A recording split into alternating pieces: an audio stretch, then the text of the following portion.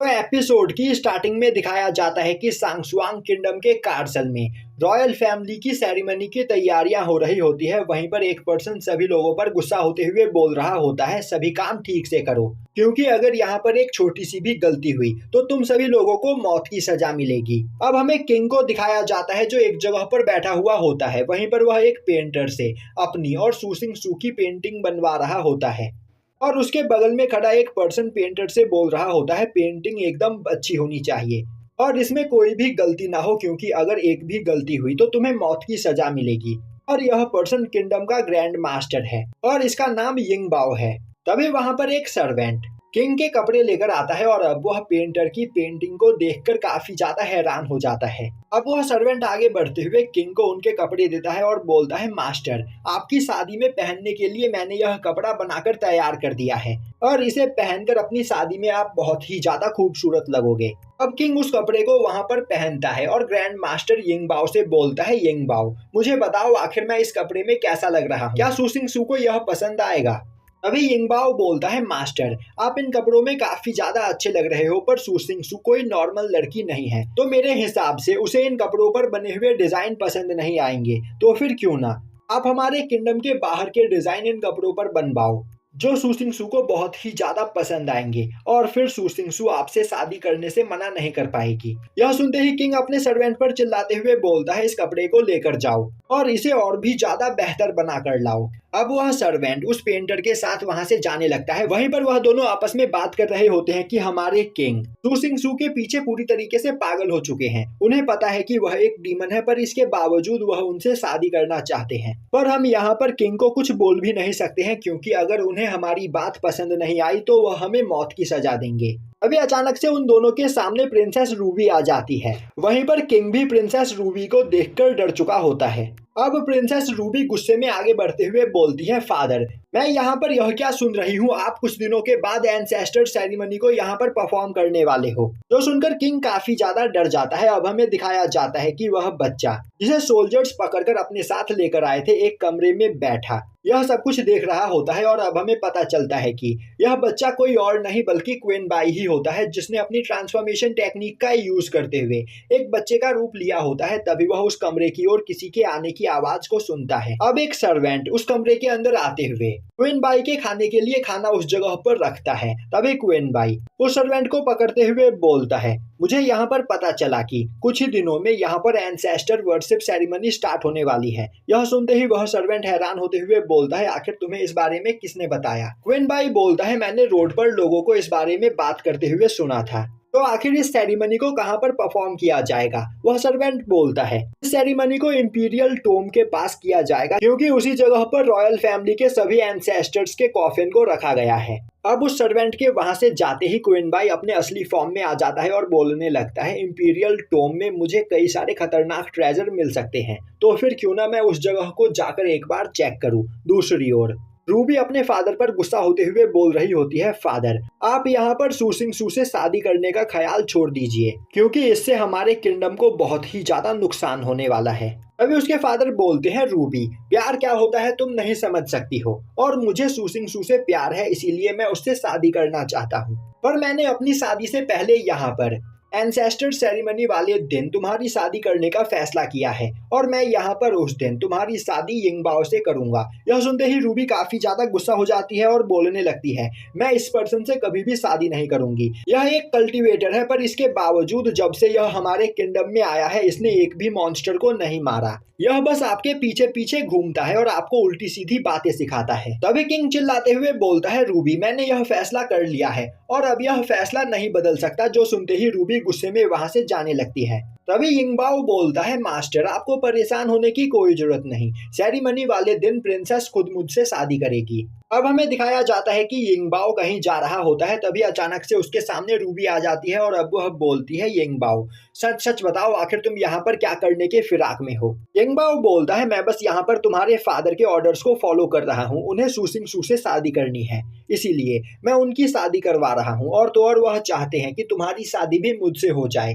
और मैं इसके लिए भी तैयार हूँ। और सच्चाई तो यह है कि मैं तुम्हें काफी लंबे समय से पसंद करता हूँ। यह बोलते हुए वह अपने पास से एक गुलाब का फूल निकालता है और बोलता है कि वर्शिप सेरेमनी के दिन मैं तुम्हें प्रपोज करूंगा और उस टाइम तुम मुझे रिजेक्ट नहीं कर पाओगी। यह सुनते ही रूबी गुस्से में उस गुलाब को हाथ मारकर दूर फेंक देती है और अब वह वहां से जाने लगती है। तभी वह देखती है कि उस गुलाब के कांटे की वजह से उसके हाथ से खून निकल रहा होता है।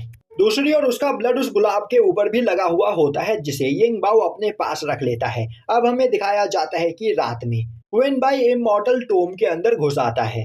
वहीं पर इमॉर्टल टोम के चारों ओर मौजूद सोल्जर्स सो रहे होते हैं, जिन्हें वहां पर क्वेन बाई उठाने की भी कोशिश करता है, पर वह नहीं उठते हैं। यह देखते ही वह बोलने लगता है, यहाँ का किंग सच में बहुत बड़ा बेवकूफ है। उसने कैसे लोगों को यहाँ की जिम्मेदारी सौंप रखी है।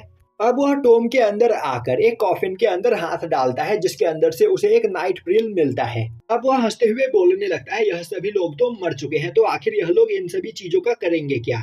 और बेवकूफ इंसान जिंदा लोगों को इतने कीमती ट्रेजर नहीं देते हैं, और मरे हुए लोगों के पास उन्होंने इतने कीमती ट्रेजर को रख रखा है, क्यों ना मैं यह सभी ट्रेजर अपने साथ ले जाऊं।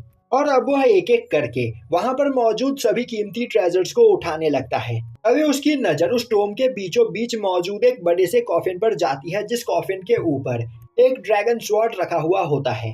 अब उस स्वॉर्ड को देखकर क्वेन बाई काफी ज्यादा इम्प्रेस होता है और भागते हुए जाकर उस कॉफिन के ऊपर से उस स्वॉर्ड को उठा लेता है। तभी उस टोम में चारों ओर मौजूद ट्रैप्स एक्टिवेट हो जाते हैं और लगातार क्वेन बाई के ऊपर एरो शूट होने लगते हैं। अब क्वेन बाई उन सभी एरो को डॉज करते हुए एक जगह पर आकर गिरता है। तभी कोई उसे पकड़कर पीछे से खींच लेता है और अब वह इंपीरियल टोम से बाहर आ जाता है। अब वह देखता है कि उसे टोम से बाहर खींचने वाला पर्सन कोई और नहीं बल्कि टेंगवी होती है। अब एक दूसरे को देखते ही वह दोनों एक साथ चिल्लाते हुए बोलते हैं, आखिर तुम यहाँ पर क्या कर रहे हो। टेंगवी बोलती है, मुझे लगा था कि इंपीरियल टोम में कुछ काफी खतरनाक चीज मौजूद है, जिस वजह से मॉन्स्टर यहाँ पर पावरफुल बनते चले जा रहे हैं, और मैं वही चेक करने के लिए यहाँ पर आई थी। क्वेन बाई बोलता है, मैं भी यही करने के लिए यहाँ पर आया था, और अब वह अजीब तरीके से टेंगवी के बॉडी को देखने लगता है। टेंगवी बोलती है, क्या हुआ, तुमने यहाँ पर अजीब सा चेहरा क्यों बना रखा है। तभी क्वेन बाई ने जो ट्रेजर्स अपने पास छिपाए होते हैं वह नीचे गिरने लगते हैं, जो देखते ही टेंगवी गुस्से में बोलती है, तो तुम यहाँ पर चोरी करने के लिए आए थे। क्वेन बाई बोलता है, मेरे दोस्त तुम्हें परेशान होने की कोई जरूरत नहीं, मैं तुम्हें भी इसमें से हिस्सा दूंगा।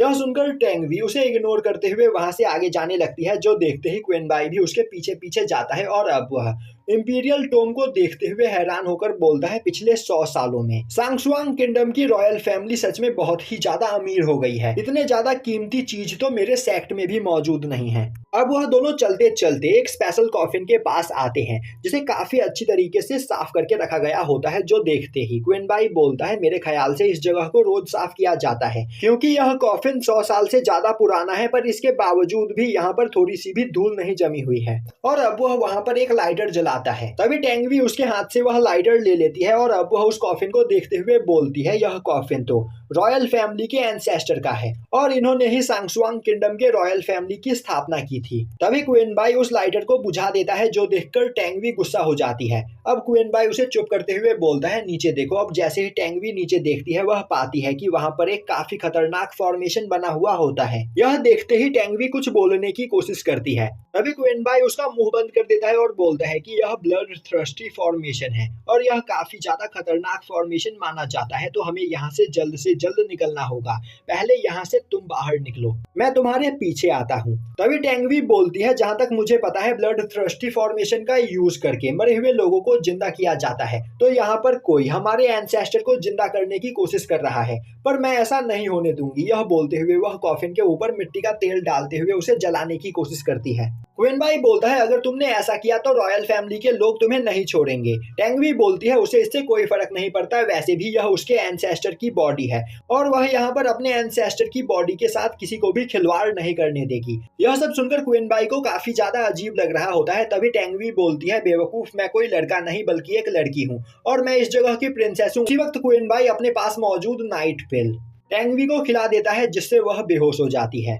और अब क्वेन बाई टेंगवी को अपने साथ पकड़कर सू सिंग सू के होटल में ले आता है। वहीं पर उसने उसे बांध कर रख रखा होता है और बोल रहा होता है अगर तुमने उस कॉफिन को जला दिया होता तो रॉयल फैमिली के कई सारे लोगों की जान खतरे में आ जाती, इसीलिए मेरे पास कोई दूसरा रास्ता नहीं था और मैं तुम्हें पकड़कर यहाँ पर ले आया। अभी वहाँ पर आते हुए सू सिंग सू बोलती है बेवकूफ क्वीन बाई, मैंने यहाँ पर यह सब कुछ नाटक उस कॉफिन को डिस्ट्रॉय करने के लिए ही किया और तुम्हारे पास यह मौका था, इसके बावजूद तुमने उस मौके को गवा दिया, क्योंकि अगर जल्द से जल्द उस ब्लड थ्रस्टी फॉर्मेशन को डिस्ट्रॉय नहीं किया गया तो इस किंगडम में मौजूद सभी लोग मारे जाएंगे। क्वीन बाई बोलता है मैं उस फॉर्मेशन को डिस्ट्रॉय तो कर देता, पर आखिर यह सब कुछ कौन कर रहा है इस बारे में हमें फिर कभी पता नहीं चलता, तो फिर क्यों ना यहाँ पर जैसी चीजें चल रही है वैसे ही चलने दे और जैसे ही वह एंसेस्टर जिंदा होगा मैं उसे पंच करके वापस से मार दूंगा।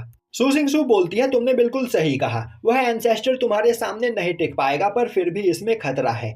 तभी टेंगवी अपने मुंह पर से कपड़ा हटाते हुए बोलता है तो तुम दोनों की यह सब चाल है, तुम दोनों मेरे फादर को फंसाना चाहते हो, तुम दोनों मेरे फादर से दूर रहो। यह सुनकर वह दोनों काफी ज्यादा हैरान होते हैं। तभी टेंगवी उन दोनों को बताती है कि उसका असली नाम टेंगवी नहीं बल्कि रूबी है और वह इस किंगडम की प्रिंसेस है। अब क्वीन बाई हैरान होते हुए बोलता है तो तुम एक लड़की हो, अब तक मैं तुम्हें एक लड़का समझ रहा था, आखिर तुमने यह बात मुझे पहले क्यों नहीं बताई।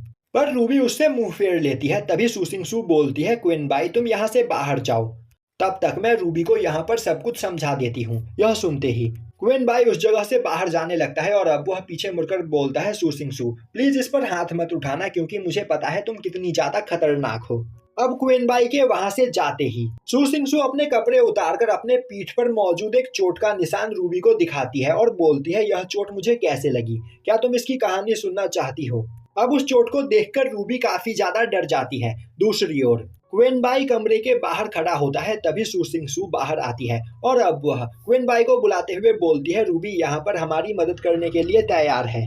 अब क्वीन बाई कमरे में देखता है तो रूबी वहाँ पर रो रही होती है, जिसे देखते ही वह बोलने लगता है तुम सच में बहुत ही ज्यादा खतरनाक हो, इसीलिए मुझे तुमसे डर लगता है। अब वह सू सिंग सू के साथ कमरे के अंदर जाता है, जिसके बाद उन्हें आगे वहां पर क्या करना है इस बारे में वह प्लानिंग करते हैं। अब हमें दिखाया जाता है कि रूबी अगले दिन अपने फादर के पास आती है और वह उनसे बोलती है कि उसके फादर सू सिंग सू से शादी कर सकते हैं, उसे इससे कोई भी प्रॉब्लम नहीं। और तो और उसने खुद ही सू सिंग सू के पास जाकर इस बारे में बात कर लिया है, वह भी उसके फादर से शादी करने के लिए तैयार है। जो सुनकर उसका फादर काफी ज्यादा खुश होता है और अब वह खुशी से वहां पर रोने लगता है। तभी रूबी बोलती है कि यहाँ पर एक शर्त है, वह सू सिंग सू की शादी अपने फादर से इसी कीमत पर होने देगी जब उसके फादर उसकी शादी उनके ग्रैंड मास्टर के साथ ना करवाए। यह सुनते ही उसका फादर इसके लिए तैयार हो जाता है और बोलने लगता है रूबी अब तुम बड़ी हो चुकी हो और अब यहाँ पर तुम जिससे चाहे उससे शादी कर सकती हो, मैं कौन होता हूँ तुम्हें यहाँ पर रोकने वाला। यह बोलते हुए उसकी सांस फूलने लगती है। तभी उसके बगल में खड़ा एक सर्वेंट उसे दवाई खिलाने लगता है। वहीं पर अपने फादर की यह हालत देखकर रूबी को बहुत ही ज्यादा गुस्सा आ रहा होता है और वह बोल रही होती है यहाँ पर जरूर कोई ना कोई है जो मेरी रॉयल फैमिली को डिस्ट्रॉय करना चाहता है और उसी ने फादर की यह हालत कर दी है। दूसरी ओर एक जगह से छिपकर क्वीन बाई यह सब कुछ देख रहा होता है और यहीं पर यह एपिसोड खत्म हो जाता है।